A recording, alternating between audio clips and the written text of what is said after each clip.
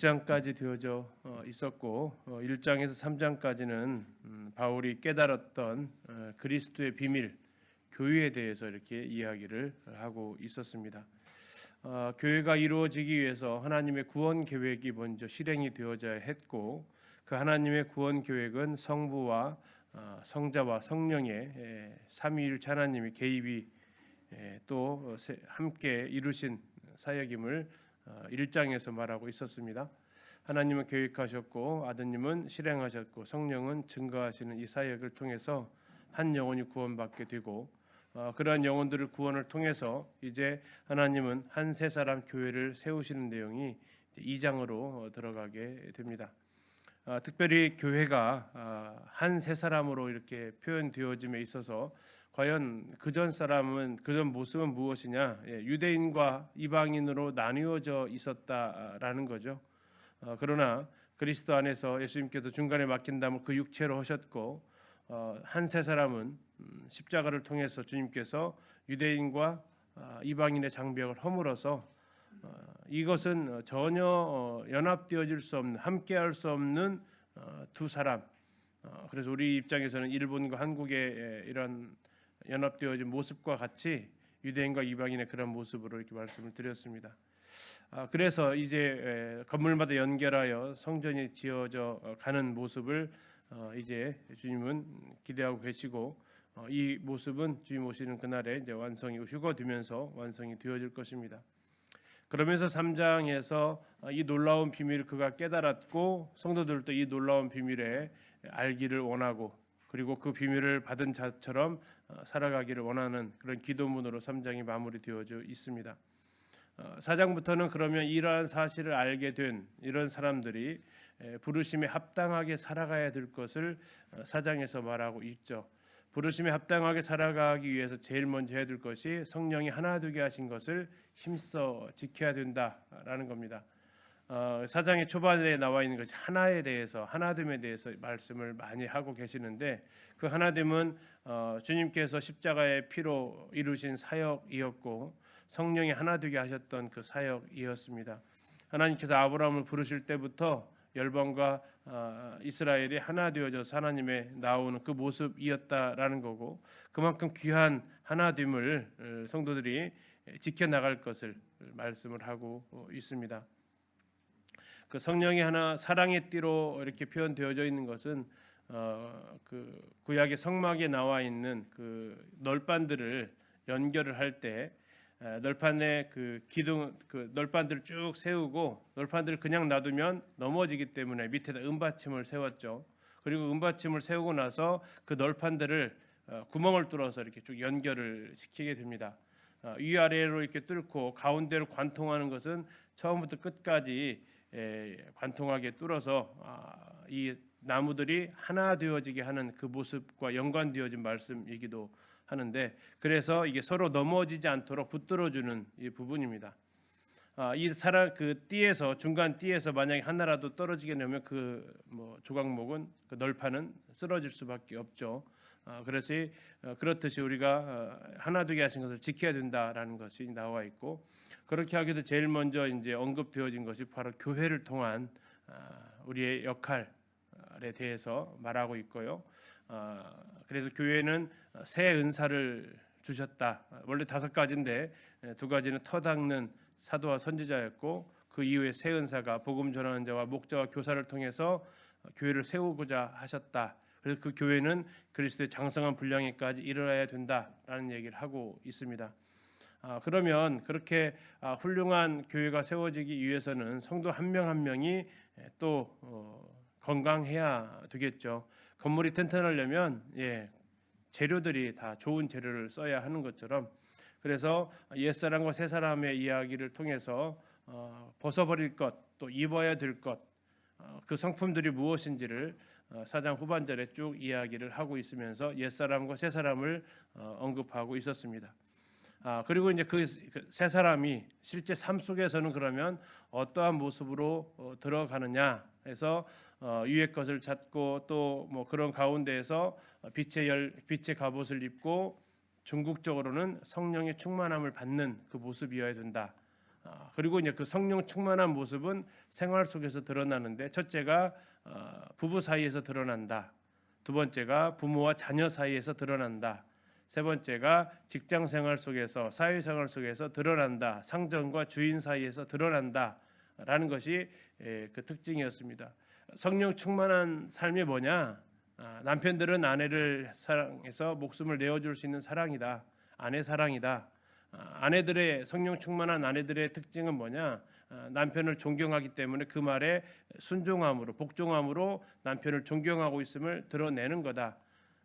결국 아무것도 아내를 향해서 하는 것이 없다면서 사랑한다라는 것은 거짓말이고, 남편의 말에 순종하지 않으면서 남편을 존경한다라는 것도 거짓말이고, 성령 충만한 삶은 그렇게 나아가지 않는다라는 것이었죠.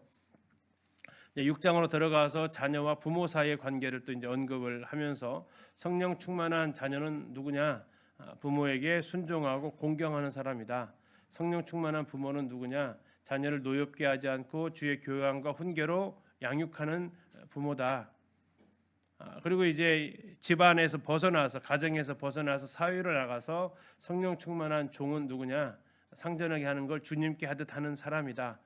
눈 가림만 해서 보는 때는 하고 안 볼 때는 그냥 대충 하는 그런 사람이 아니다.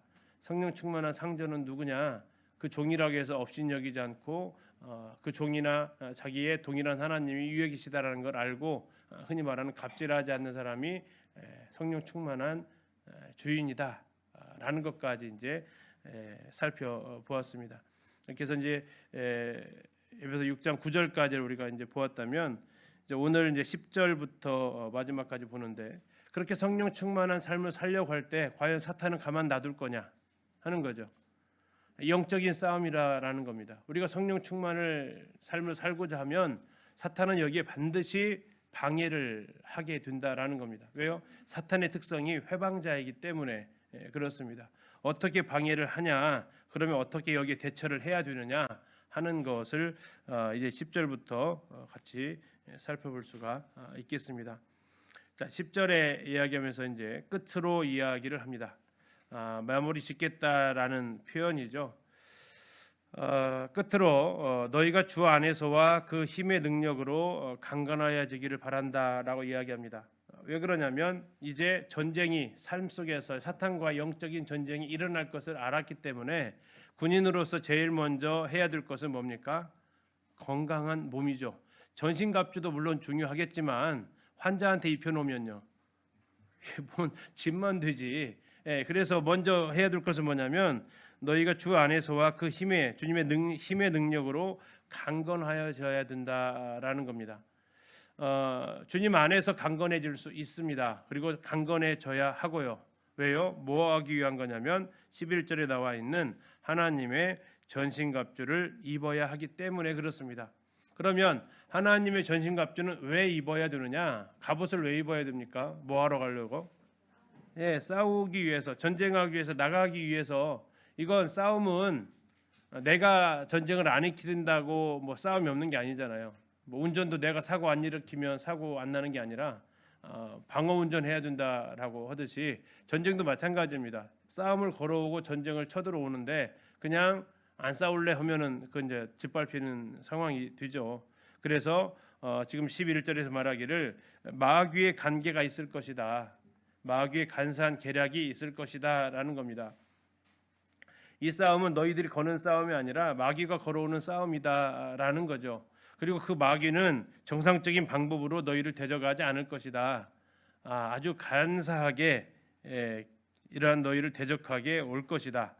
그러면 그 싸움에서 너희는 무력하냐? 아니다. 너희는 능히 그것을 대적할 수 있다. 그 마귀의 관계를 대적할 수 있다. 대신 그 관계를 대적하기 위해서 필요한 것이 뭐라고 얘기합니까? 11절에 하나님의 전신갑주다라는 겁니다. 자, 전신갑주를 입으라라고 나와 있습니다. 4장에서 개인 생활에서 우리가 필요한 것은 새 사람을 입으라라고 얘기했습니다. 기억나시죠? 새 사람을 입으라. 이번에 5장에서는, 에베소서 5장에서는 또 무엇을 하라고 했습니까? 빛의 자녀들처럼 행할 것을 이야기를 하고 있습니다. 이제 6장에서는 전신갑주를 입으라라고 이제 명령하고 있는 상황이죠. 자, 왜 전신갑주를 입어야 되느냐? 전쟁이다라는 겁니다. 전쟁, 영적 전쟁. 12절. 자, 이 싸움의 전쟁에서 이기기 위해서는 적을 알고 나를 알아야 된다. 지피지기면 벽전 불태라 이렇게 얘기하는데 적을 알아야 되는 거죠. 싸우는 적이 누구냐? 12절에 있습니다. 우리의 씨름은, 우리의 싸움은 누굽니까? 혈과 육이 아니다라는 거죠. 혈과 육이 아니고 뭡니까? 통치자들과 권세들과 이 어둠의 세상 주관자들과 하늘에 있는 악의 영을 상대하는 것이다. 겉으로 보기에는 혈과 육으로 보입니다. 나를 괴롭히는 사람, 영적인 존재로 보여요? 육적인 존재로 보여요? 육적인 존재죠. 내 앞에서 자꾸 그냥 왔다 갔다 하고 나를 괴롭히고 내 밑바닥을 자꾸 드러내 보이는 것은 어쩌면 뭐 꿈에서 나타나는 그런 귀신 악령이 아니고 내 앞에서 지금 당장 보이는 혈과 육을 가진 그 사람들이죠. 그러나 중요한 것은 사탄이 뱀에게 들어갔던 것처럼 그것을 뒤에서 조종하는 존재들이 있다라는 겁니다. 그 존재들은 누굽니까? 악의 영들이다라는 겁니다. 이 싸움은 악의 세력 곧 범죄한 천사들과의 싸움이고 그들은 자신의 모습을 이제 드러내놓고 싸우는 게 아니라 혈과 육을 가진 그 존재들 속에 들어가서 우리를 자꾸 충동질하게 하는 그런 모습 가운데 일어나는 것을 보여주고 있습니다. 그래서 자칫 잘못하면 그 사람이 미울 수가 있다라는 거죠. 근데 중요한 것은 그 사람이 미운 게 아니라 영적 싸움의 대상을 정확히 해라라는 거죠. 그 사람은 불쌍한 사람이다라는 겁니다. 누가 미워요? 그 뒤에서 역사하는 통치자들부터 악의 영들. 이게 이제 천사들의 계급 사회를 보여주는 듯한 표현입니다. 악한 영들, 그들의 모습이 미운 거지. 그들에게 어쩌면 우리 딸이 얘기하더라고요. 사탄한테 그 이용당한 뱀이 불쌍하다고. 그 창세기 큐티를 애들하고 했는데 뱀은 뭔지 오면서 이렇게 이야기를 하더라고요. 애들 눈에 그렇게 보였나 봐요.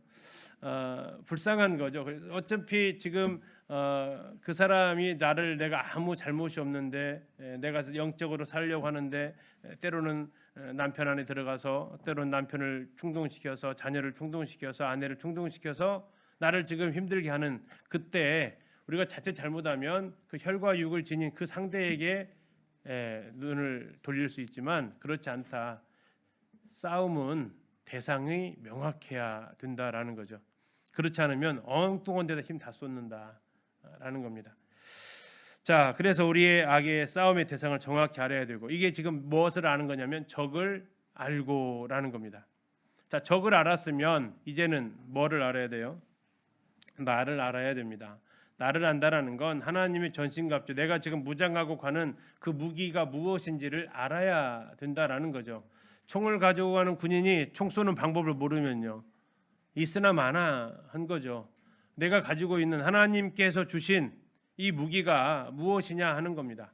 그래야 그것에 맞춰서 그 무기로 사탄의 공격을 방어하기도 하고 또는 공격하기도 할 수 있기 때문에 그렇습니다. 그래서 13절부터 18절까지는 총 7가지 무기가 나와 있어요.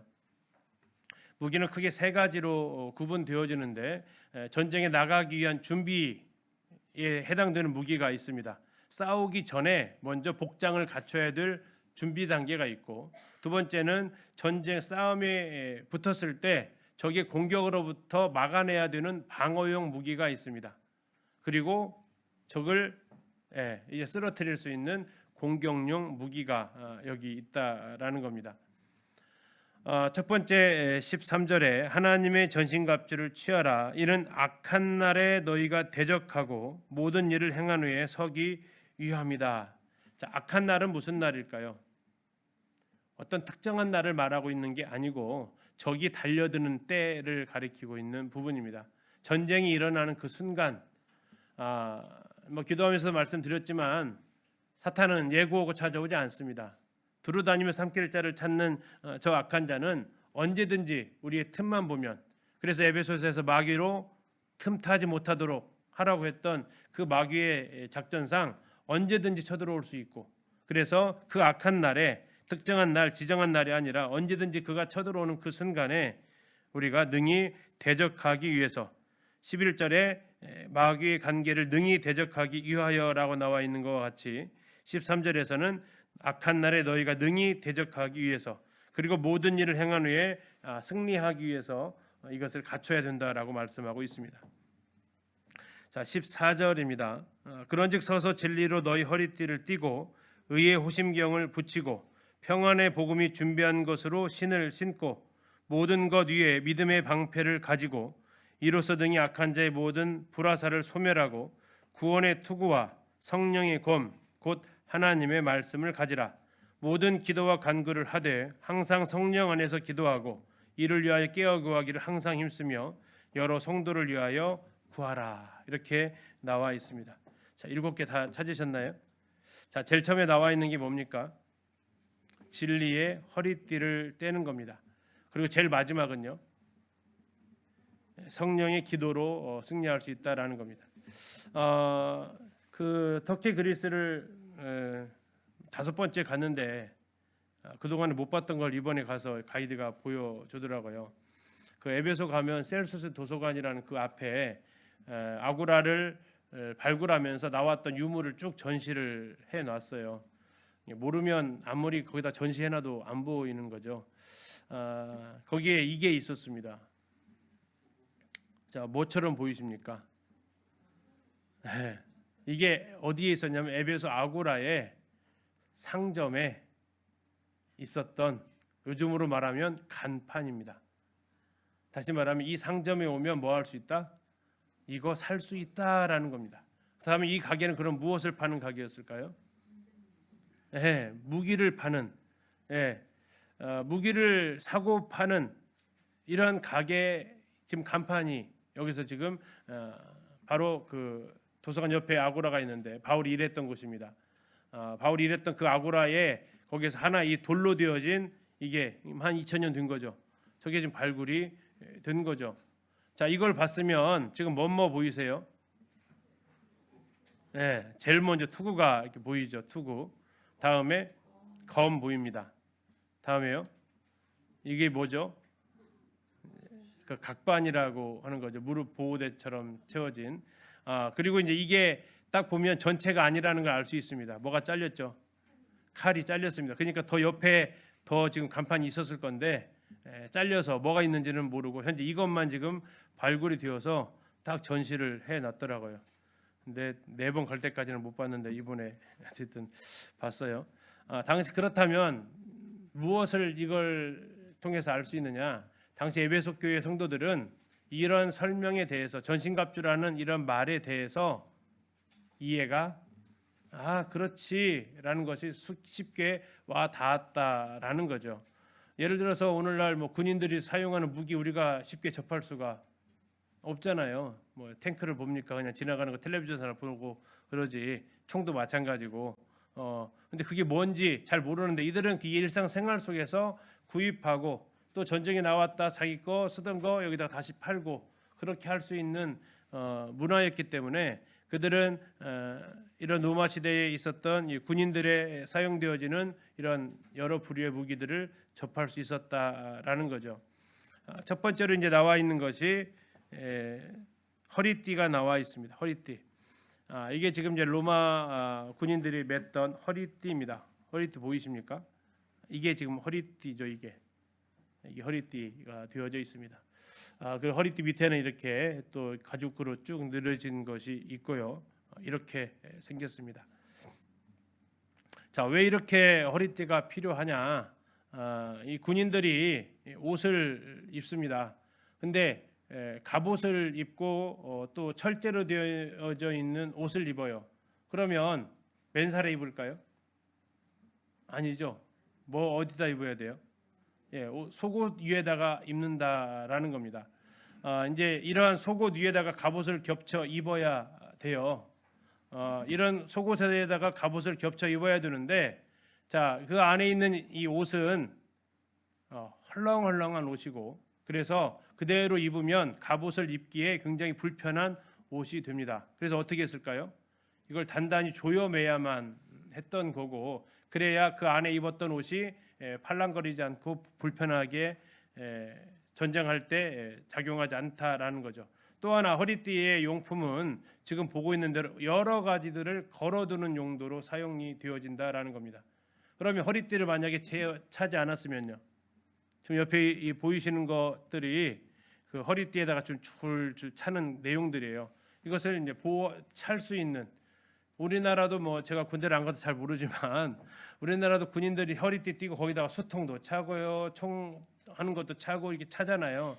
당시도 마찬가지 이렇게 여기다가 칼도 차고 할 수 있는 것이 기본적으로 뭐다?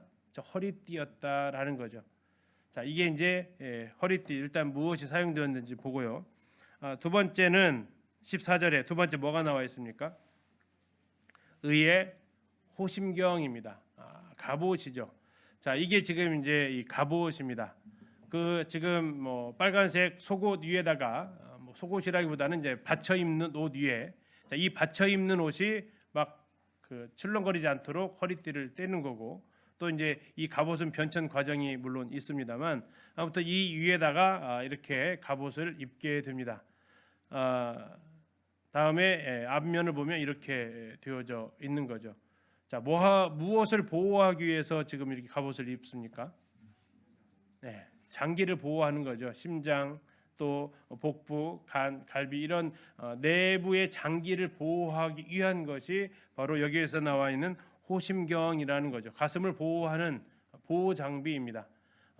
사람의 생명이 뭐 목을 공격하거나 또 심장이 찔리거나 하면 바로 죽기 때문에 바로 이렇게 보호 장부를 의의 호심경으로 이렇게 갖추게 되어져 있습니다. 로마 군인의 무기, 이게 두 번째 무기입니다.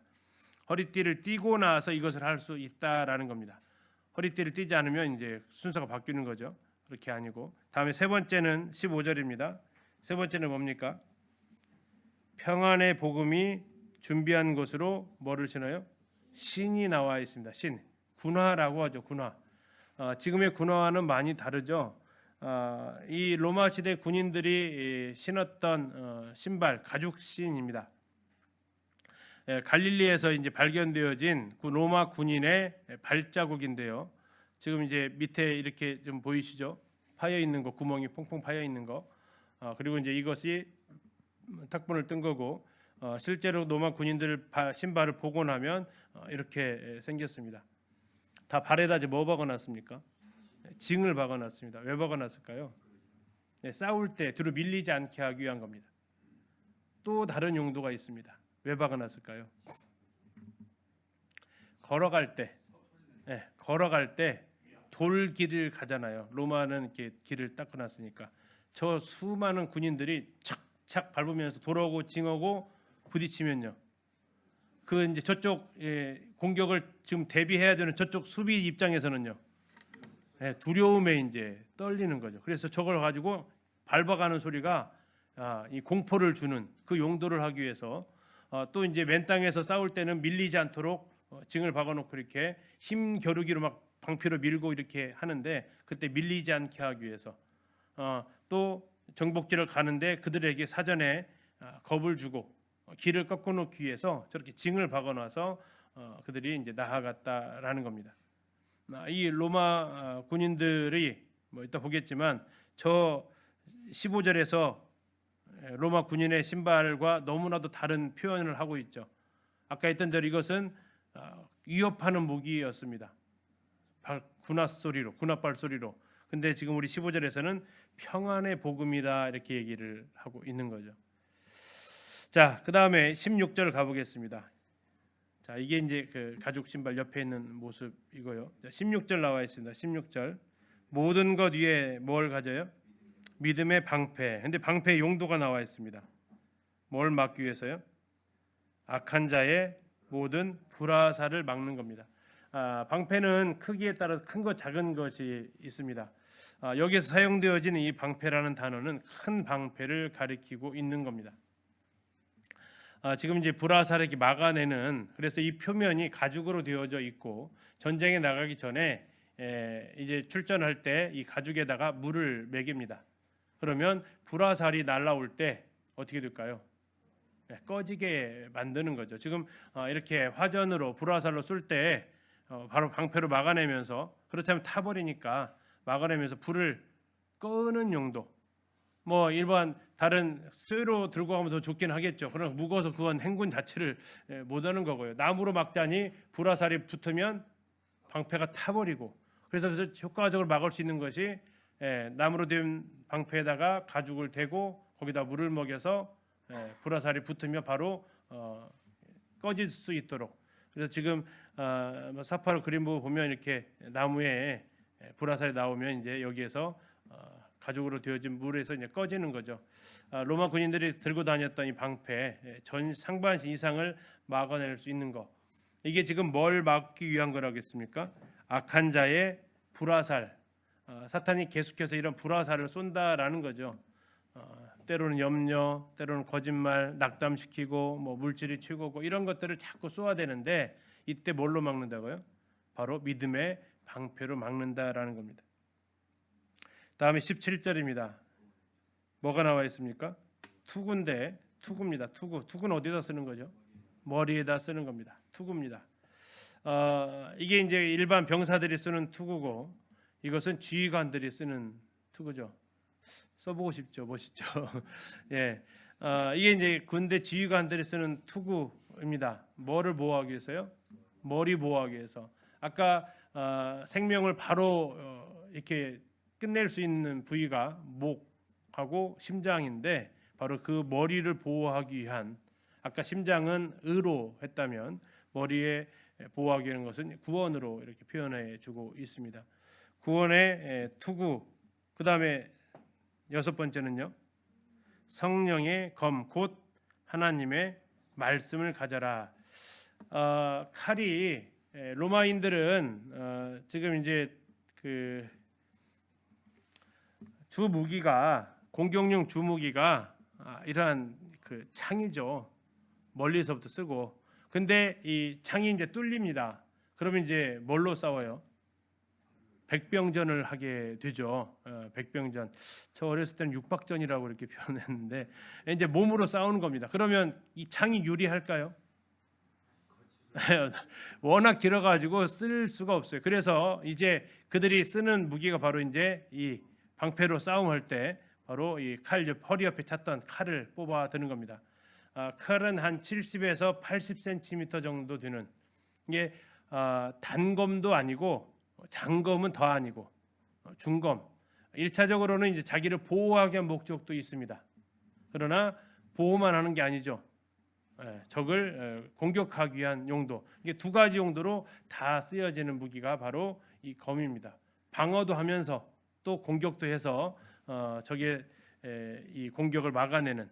그래서 이렇게 사이즈 지금 비교해 보시라고 투구하고 검목을 같이 놓았는데, 이거 사이즈를 비교해 보면 큰 검 아니다. 그래서 허리에 차는 백병전을 위해서 하는, 뭐 우리나라 막 그 싸움할 때 큰 장수들 큰 칼 가지고 막 이렇게 휘젓는 칼이 아니라 1대1로 막 붙었을 때 그들을 공격할 수 있는 그 용도로 사용되어진 것이 바로 이 로마 군인들이 사용했던 칼이다라는 겁니다.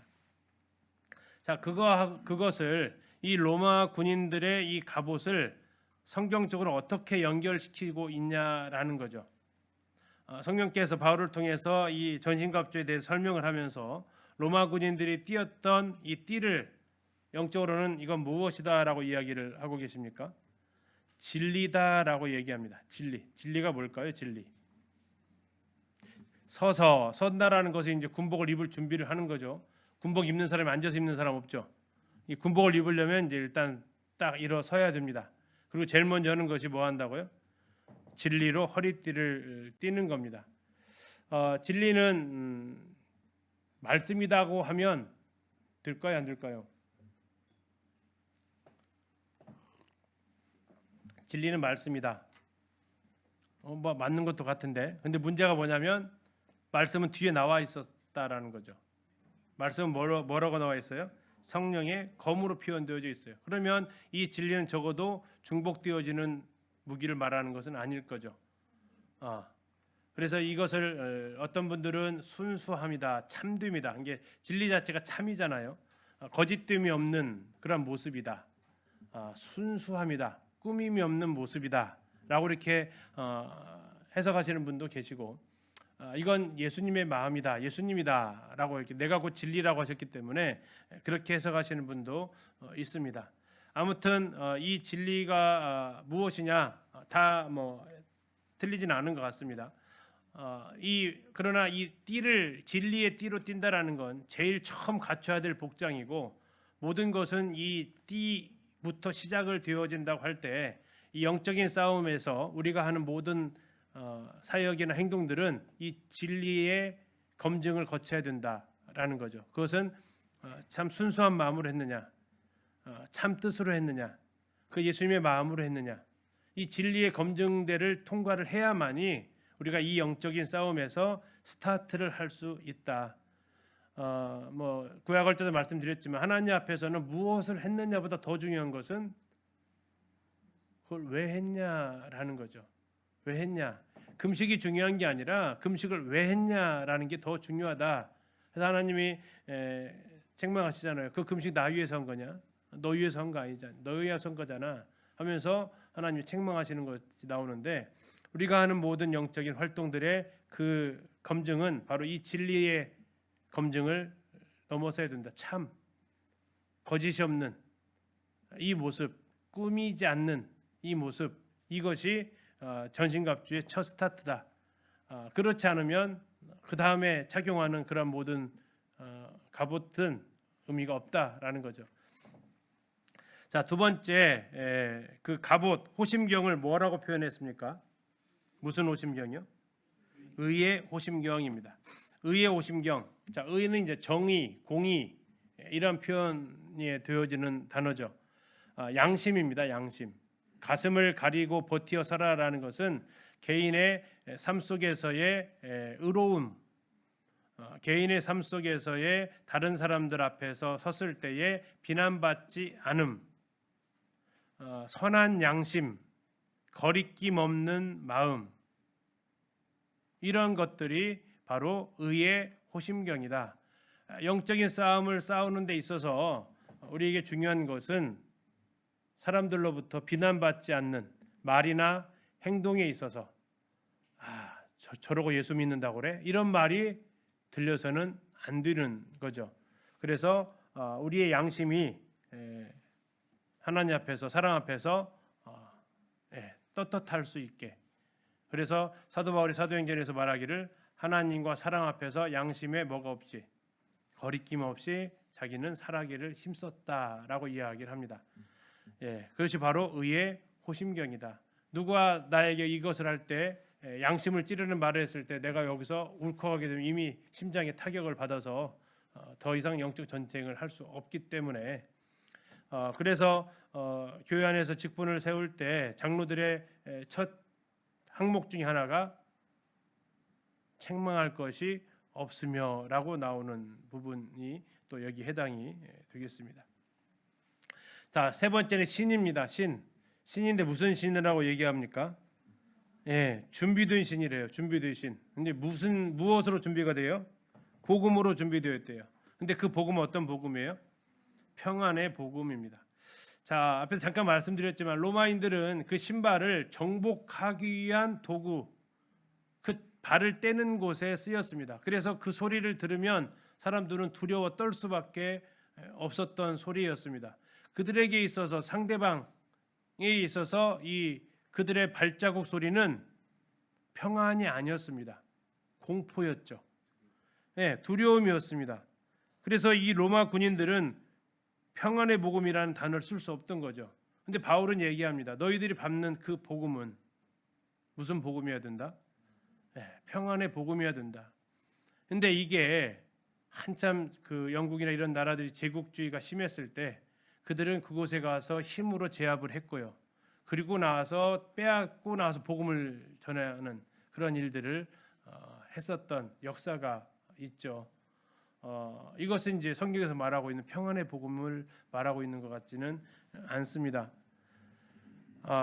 그들이 나아갔을 때 하나님의 말씀을 통해서 그들의 마음 가운데 하나님이 주시는 참 평안, 이 평안의 복음이라고 해서 잘되고 복되고 이 세상에서 행복하고 그것을 얘기하는 게 아니라 그들에게 참 평안이 무엇인지를 전해줄 수 있는, 정복하고 빼앗고 하는 복음이 아니라 그들의 필요를 채워주고 도우면서 그들에게 나아갈 수 있는 평안의 복음. 그런데 그것은 준비된 신발이다라고 얘기합니다. 이번에 이제 터키 그리스 가서 참 인상적이었던 그 가이드 멘트 중에 하나가 그 이야기를 하더라고요. 로마에 가다 보면 정말 로마가 대단한 나라였다라는 것을 보게 돼요. 정말 대단한 나라였다. 와, 이 넓은 영토에 그 대리석으로 다 꾸며진 그 모든 시설물들 하며 2000년 넘도록 보존되어져 있는 그 유물도 와 대단하다고 이렇게 인상을 주는데 저게 세워져 있을 때 2000년 로마 제국 시대에는 얼마나 대단했을까? 그러면서 한마디 하는 것이 그 대단한 로마를 누가 정복했는지 아십니까? 복음이 정복했습니다. 복음이 십자가가 그들을 정복했습니다. 결국 313년에 로마 황제는 기독교를 공인하면서 그 이유가 이제 박해했던 기독교가 아니라 국교로 삼는 것까지 나아가게 되죠. 이 구둣발로, 이 군합발로 짓밟았던 그 땅을 평안의 복음이 전해지는. 그래서 모든 길은 어디로 통한다고 했어요? 로마로 통한다고 했는데 그 로마로 통하는 그 길을 잘 이용한 사람이 사도 바울이었죠. 이게 터키 그리스 가서 이렇게 보아하다 보면 터키 쪽에 가면 비아 세바스티아가 있고요. 그게 버가에서 피시디 안디오로 올라가는 그 길입니다. 로마 군인들이 닦아놓은 길. 그걸 바울이 건너가서 복음으로 다시 재정복합니다. 이스탄불에서 시작해서 그리스 땅 끝까지 가는 그 길, 비아 에그나티아라고 하는 그 길. 바울이 네아폴리부터 시작해서 그 비아 에그나티아 따라서 다시 복음을 전하는데 그 길을 다시 사용을 합니다. 뭐라고 할까요? 덮어쓰기라고 할까요? 군합발로 짓밟았던 그곳을 무엇으로요? 평안의 복음의 신으로 다시 승리하는 이 모습. 그래서 로마 위대함을 볼수록 그 로마를 제압한 복음의 위대함은 더 커진다라고 이렇게 이야기를 하는데 와 그렇다라는 생각을 하기도 했었습니다. 다음에 네 번째입니다. 16절에 모든 것 위에 믿음의 방패를 가지고 능히 악한 자의 모든 불화살을 소멸하라. 방패는 믿음의 방패라고 이야기하고 있습니다. 그래서 그러면 불화살은 뭘까요? 불화살. 믿음의 반대죠. 믿음의 반대. 믿음을 무너뜨리고 의심하게 만들고 불신하게 만들고 흔들리게 만들고 하는 것들. 자, 이 불화살의 특징은 어디서 날아올지 모르는 게 화살의 특징이죠. 칼은 오는 방향이 정확하지만 화살은 어디에서 날아올지 모르는 이 불화살입니다. 그래서 우리는 여기에 대해서 방패로 막지 않으면 바로 공격을 당할 수밖에 없게 되고 결국 이 믿음은 어디에서 나요? 들음에서 나고요. 들음은 어디서 나요? 그리스도의 말씀으로 말미암는다고 나오는데 하나님의 말씀에 대한 정확한 이해 그리고 그 이해를 바탕으로 한 신뢰 그것이 바로 하나님 말씀을 바로 알 때 생기는 그 믿음이죠. 그걸 가지고 이 의심을 또 잘못된 가치관들을 거짓 것들을 막아낼 수 있어야 된다. 그게 바로 어디다? 믿음이다. 막연한 믿음이 아니고 이건 그리스도의 말씀을 통한 확고한 하나님에 대한 신뢰. 사람 사이에서 신뢰가 먼저예요? 사랑이 먼저예요? 사랑이 먼저였죠. 사람은. 근데 예수님은요? 믿음이 먼저였습니다. 그래서 바로 이 믿음이 흔들리지 않아야 되는데 바로 그 믿음의 방패가 그분의 말씀을 향한 확고한 신뢰 위에서 설 수 있다라는 겁니다. 다음에 17절입니다. 뭡니까? 구원의 투구. 자, 투구를 얘기하는데 표현을 구원의 투구라고 얘기하고 있습니다. 왜 구원의 투구일까요? 영적 싸움하는 데 있어서 구원에 대한 분명한 확신을 이야기하고 있죠. 구원받은 이후에 나 정말 구원받았을까? 뭐 이렇게 생각해 보셨죠? 그런 것들 안 해본 사람이 별로 없을 겁니다. 그걸 어떻게 확신할 수 있습니까? 하나님 말씀을 통해서 확신할 수 있는데 그것에 대해서 우리가 확신할 수 있는 것은 자꾸 감정에 호소하지 마시고요. 나의 마음에 자꾸 호소하지 마시고 수시로 변하는 것에 호소하지 마시고 주님께서 주신 분명한 깨달음을 통해서 하나님 말씀을 통해서 정확히 이 구원의 투구가 내 자꾸 감정이나 내 이 마음 속에서 흔들리지 않고 머리의 투구를 통해서 하나님께서 확신할 것을 말하고 있습니다. 여섯 번째는 뭡니까? 성령의 검, 곧 하나님의 말씀입니다. 히브리 4장에서 하나님의 말씀은 좌우의 날선 어떤 검보다도 예리하다. 여기 사용되어진 그 검이 아까 보였던 대로 양날검인데 그거보다 더 예리하다. 그래서 뭐 할 수 있어요?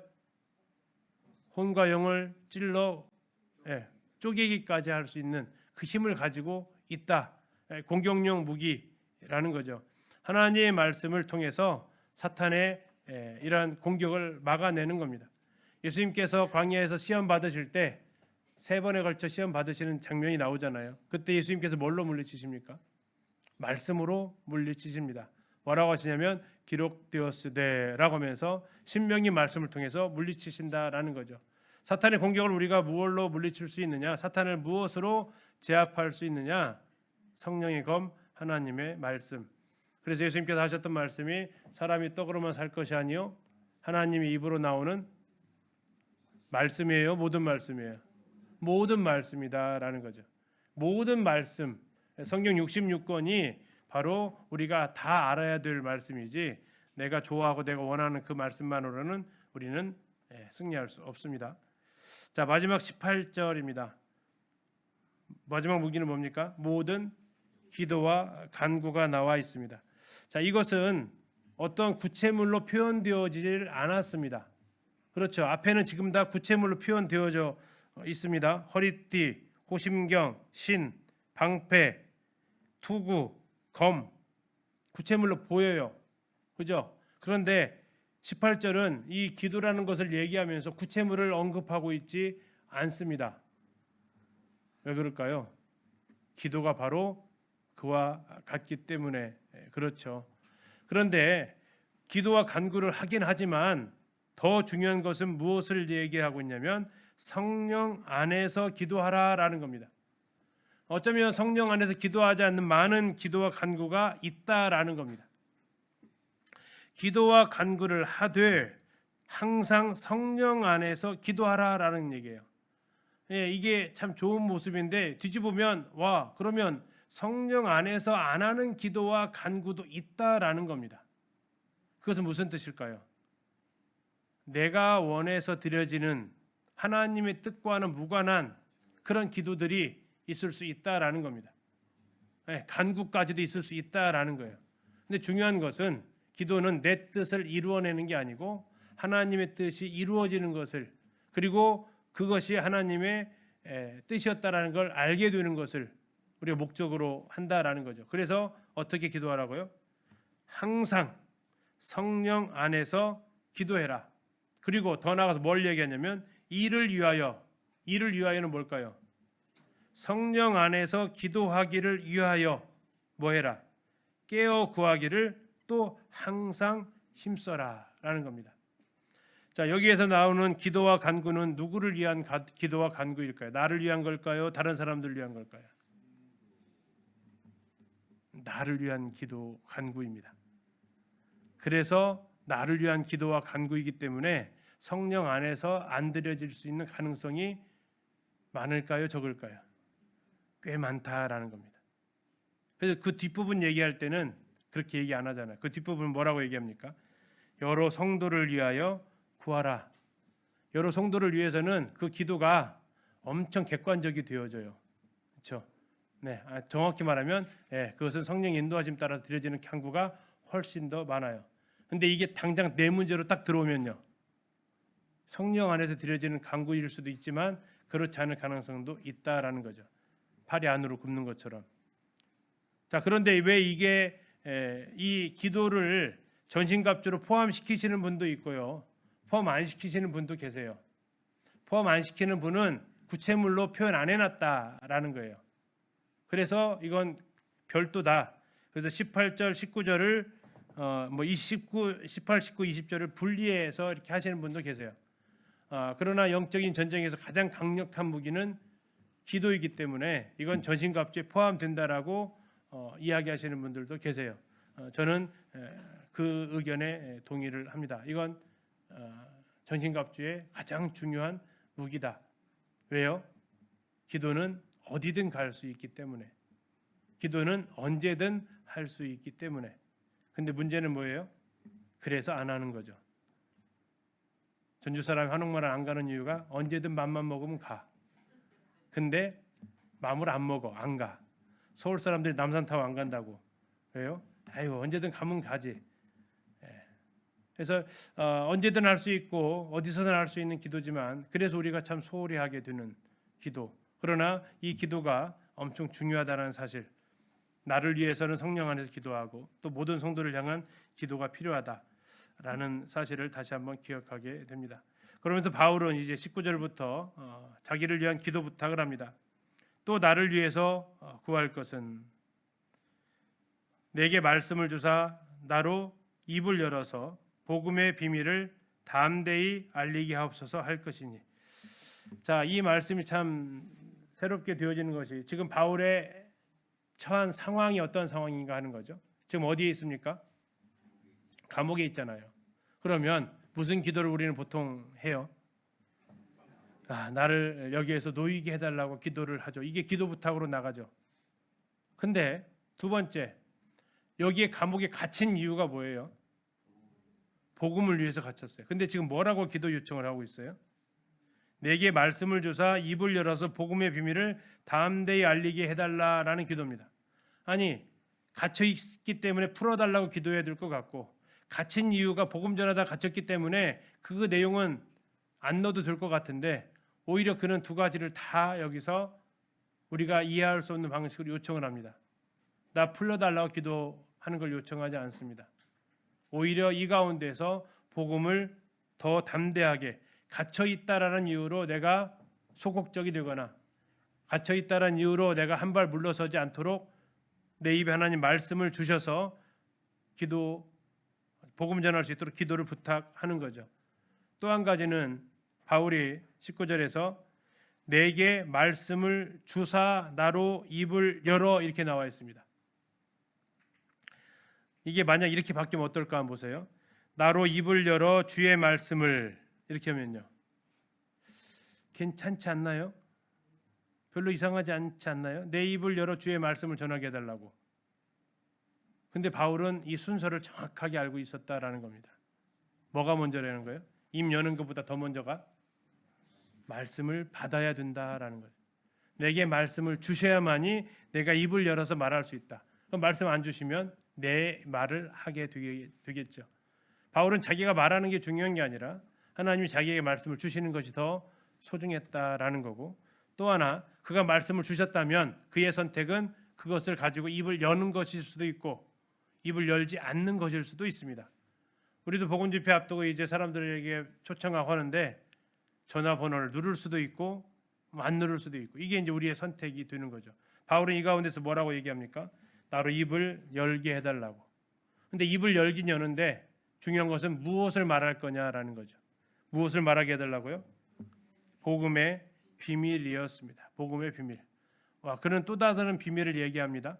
무슨 비밀이었어요? 그리스도가 하나님의 비밀이었고 교회가 그리스도의 비밀이었다면 복음은 자기에게 이제 비밀이 됐습니다. 너무나도 놀라운 사실이죠.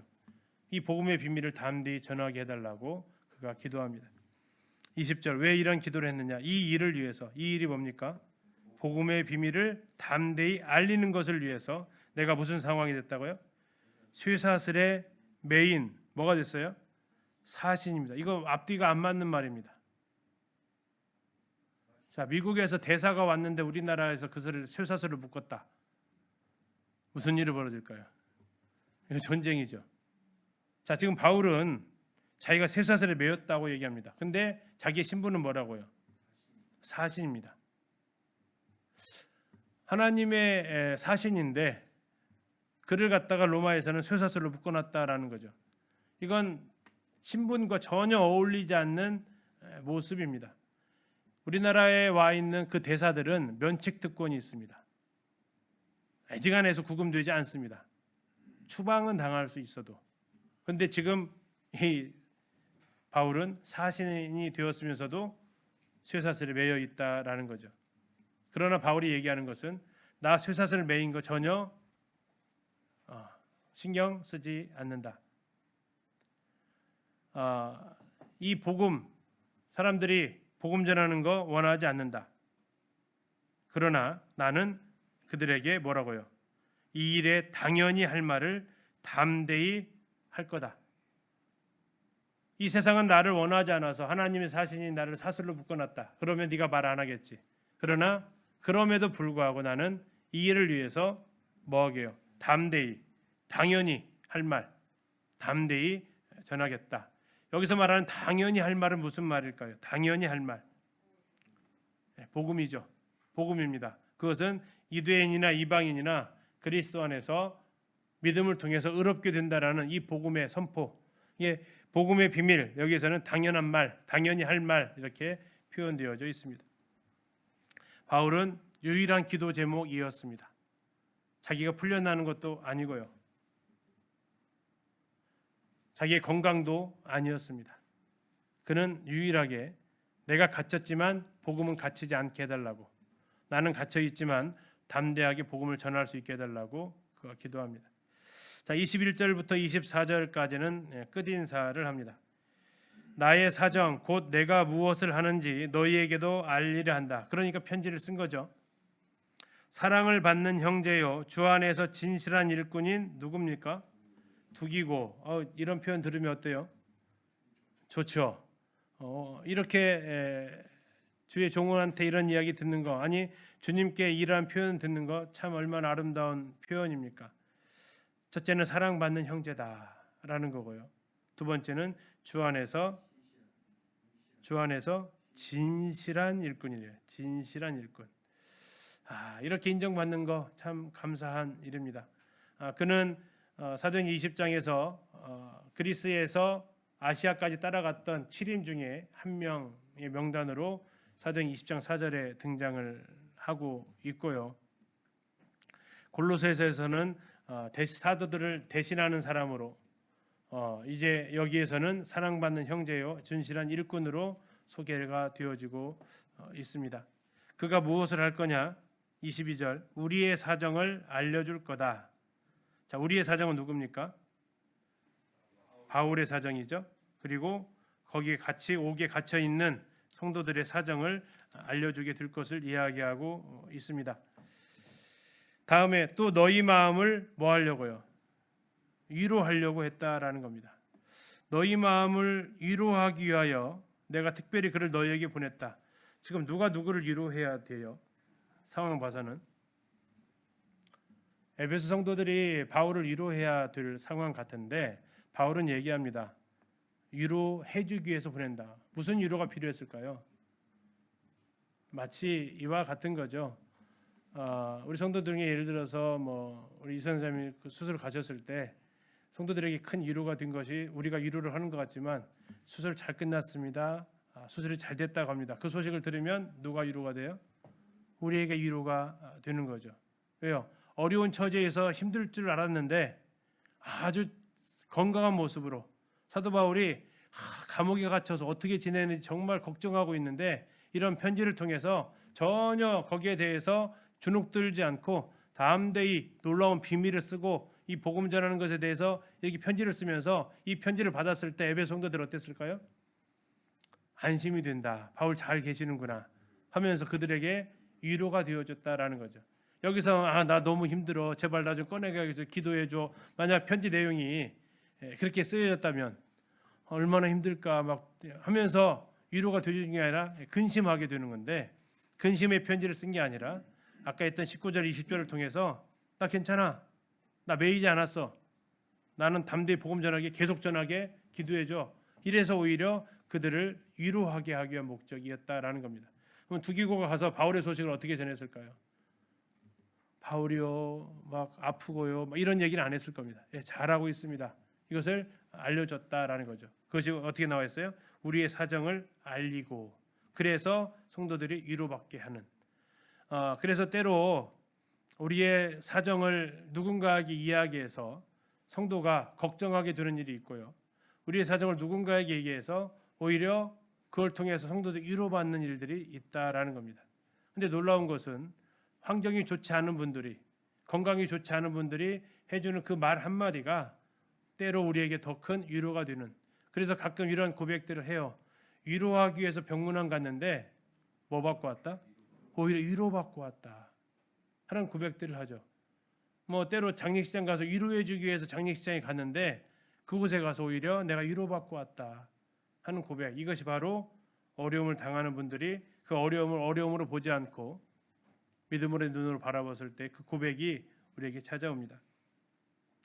23절입니다. 아버지 하나님과 주 예수 그리스도께로부터 평안과 믿음을 경한 사랑이 형제들에게 있을지어다. 평안과 믿음을 경한 사랑은 누구에게로 온다고요? 아버지 하나님과 주 예수 그리스도에게로부터 온다. 결국 우리가 평안을 찾으려면 다른 곳에서 찾아서도 안 되고 믿음도 마찬가지고 사랑도 마찬가지입니다. 자, 평안과 믿음을 경한 사랑. 평안은 뭡니까? 상황이 좋아진 것이 아닙니다.